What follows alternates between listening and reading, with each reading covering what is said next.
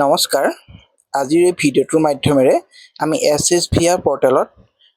School registration কৰাৰ পিছত কিদৰে প্ৰশ্নসমূহৰ উত্তৰ দিব আৰু বিদ্যালয়ৰ ফটোসমূহ কিদৰে আপলোড কৰিব সেই সম্পৰ্কে আমি ভিডিঅ'টোৰ যোগেদি আলোচনা কৰিম। আহকচোন আমি এতিয়া সম্পূৰ্ণ প্ৰচেছটোৰ মাজলৈ যাওঁ। আপোনালোকে ডাছবৰ্ডখন অন কৰাৰ পিছতেই এইদৰে কেইটামান ষ্টেপ দেখিব আৰু সেই ষ্টেপকেইটা আপোনালোকে ক্লিক কৰি দিয়াৰ লগে লগে আপোনালোকৰ সন্মুখত প্ৰশ্নসমূহ আহি যাব আৰু ইয়াত আপোনালোকে 1ৰ পৰা 60টা প্ৰশ্নৰ উত্তৰ দিব লাগিব আৰু সেই প্ৰশ্নসমূহৰ এইদৰে ইয়াত ধৰক প্ৰথম প্ৰশ্নটো আছে, what is the main source of drinking water available in the school campus. আৰু ইয়াত 4টা অপশ্যন দিয়া আছে, গতিকে আপোনালোকৰ বিদ্যালয়ৰ ক্ষেত্ৰত কোনটো অপশ্যন সঠিক হ'ব সেইটো আপোনালোকে নিৰ্বাচন কৰিব আৰু সেই সঠিক উত্তৰটো আপোনালোকে ক্লিক কৰি দিব। আপোনালোকে অপশ্যনটো ক্লিক কৰাৰ পিছতে ছেভ এজ ড্ৰাফ্ট অপশ্যনত ক্লিক কৰিব। যিহেতু কিবা কাৰণত যদি আপোনালোকৰ ছাৰ্ভেটো কৰি থাকোঁতে মোবাইলটো লক হৈ যায় বা ছুইচ অফ হৈ যায় বা ফোন আহে বা নেটৱৰ্কটো গুচি যায়, তেতিয়াহ'লে আপোনালোকে ছেভ এজ ড্ৰাফ্ট অপশ্যনটোত ক্লিক কৰি থ'লে আপোনালোকৰ ডাটাখিনি আঁতৰি নাযায়। সেইদৰে সঠিক অপশ্যনটো বাছনি কৰাৰ পিছত আপোনালোকে ছেভ এজ ড্ৰাফ্টত ক্লিক কৰিব আৰু ইয়াৰ পিছতেই নেক্সট অপশ্যনলৈ গুচি যাব আৰু নেক্সট অপশ্যনলৈ যোৱাৰ পিছতে 2 নম্বৰ প্ৰশ্নটো আহিব আৰু সেইদৰে পঢ়ি পেলাই ভালদৰে আপোনালোকে প্ৰশ্নসমূহ উত্তৰ দিয়াৰ পিছত 60টা প্ৰশ্নৰ উত্তৰ আপোনালোকে এইদৰে দিব লাগিব আৰু সেই 60টা প্ৰশ্নৰ উত্তৰ আপোনালোকে যেতিয়া সম্পূৰ্ণ কৰিব,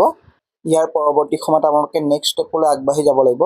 কিন্তু এই প্ৰশ্নসমূহ আপোনালোকে ফিল আপ কৰোঁতে এটা কথা মন কৰিব যে আপোনালোকৰ বিদ্যালয়ত যিসমূহ বস্তু প্ৰকৃততে আছে, অৰ্থাৎ যিসমূহ তথ্য শুদ্ধ হয়, সেই তথ্যসমূহে আপোনালোকে আপলোড কৰিব, কাৰণ ফটো আপলোডৰ সময়ত আপোনালোকৰ অসুবিধা আহি পৰিব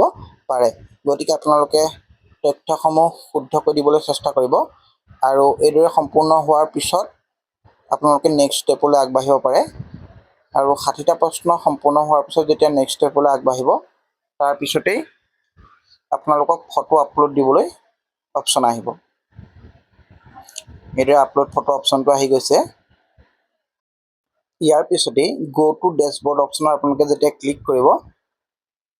এইদৰে গ' টু ডেছবৰ্ড অপশ্যনত ক্লিক কৰাৰ লগে লগে অকণমান সময় আপোনালোকৰ নেটৱৰ্কৰ প্ৰব্লেমৰ কাৰণে লোডিং হ'ব পাৰে। ইয়াৰ পিছতে আপোনালোকৰ ছাৰ্ভে কেটেগৰিজ আৰু আপলোড ফটো আপোনালোকৰ অপশ্যনটো পাব আৰু ইয়াত আপলোড ফটোত ক্লিক কৰি দিয়াৰ পিছতেই অৰ্থাৎ আপলোড ফটো যেতিয়া ক্লিক কৰি দিব, তাত প্ৰথমেই আপোনালোকৰ লিখা থাকিব যে school are requested to kindly upload appropriate photos, maximum upload file size 4 MB, allow file JPG and PNG। গতিকে যিসমূহ প্ৰকৃত শুদ্ধ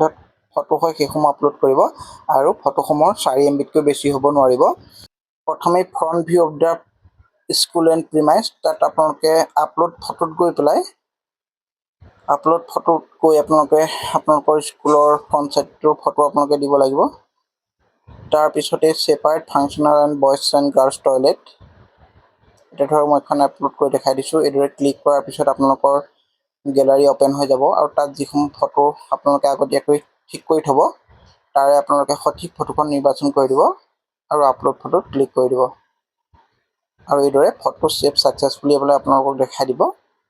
আৰু এইদৰে সম্পূৰ্ণ প্ৰচেছটো আপোনালোকে কৰিব আৰু যিমানবিলাক ফটো আছে সকলোবিলাক ফটো আপোনালোকে আপলোড কৰিব। ৱেষ্ট ডিছপ'জেল মেনেজমেণ্টৰ ফটো দিব লাগিব, নিউট্ৰিশ্যন গাৰ্ডেন বা কিটচেন গাৰ্ডেনৰ ফটো দিব লাগিব, স্কুলৰ ৱাটাৰ কোৱালিটি টেষ্টিং ৰিপৰ্টৰ ফটো আৰু কিটচেন গাৰ্ডেনৰ ফটো, লগতে চ'লাৰ পেনেল আছে যদি তাৰ ফটো আৰু ইক' ক্লাবৰ কেইখনমান ফটো আপোনালোকে আপলোড কৰিব লাগিব। এইদৰে আপোনালোকে অপশ্যনসমূহ পঢ়িব আৰু ক্লিক কৰি অৰ্থাৎ আপলোডেড ফটোত ক্লিক কৰি আপোনালোকে গেলাৰীৰ পৰা আপোনালোকৰ ফটোসমূহ নিৰ্বাচন কৰি আপলোড কৰি দিব আৰু আপোনালোকে এটা কথা মন কৰিব, ফটোসমূহ 4 MBতকৈ তলত যদিও হ'ব লাগিব বুলি কৈছে, আপোনালোকে স্ক্ৰীনশ্বট মাৰি ফটোসমূহ 1 MBতকৈ তলত বনাই ল'ব আৰু তেতিয়া ফটোসমূহ খুব সোনকালে আপোনালোকে আপলোড কৰিব পাৰিব আৰু JPG আৰু PNG যিকোনো ফৰ্মেটত আপোনালোকে ফটোসমূহ আপলোড কৰিব পাৰিব। এইদৰে আপোনালোকৰ বিদ্যালয়ৰ ক্ষেত্ৰত যিসমূহ ফটো প্ৰযোজ্য হয়, অৰ্থাৎ যিসমূহ বস্তু আপোনালোকৰ বিদ্যালয়ত আছে, সেই সকলোবিলাক ফটো আপোনালোকে এইদৰে আপলোড কৰিব লাগিব আৰু আপলোড কৰাৰ পৰৱৰ্তী সময়ত আপোনালোকে আপলোড কৰি ফটোসমূহ যেতিয়া ছাকচেছফুলি আপলোড হ'ব, তাৰপিছতেই ফাইনেল ছাবমিটত আপোনালোকে ক্লিক কৰিব লাগিব। ফাইনেল ছাবমিটত ক্লিক কৰি দিব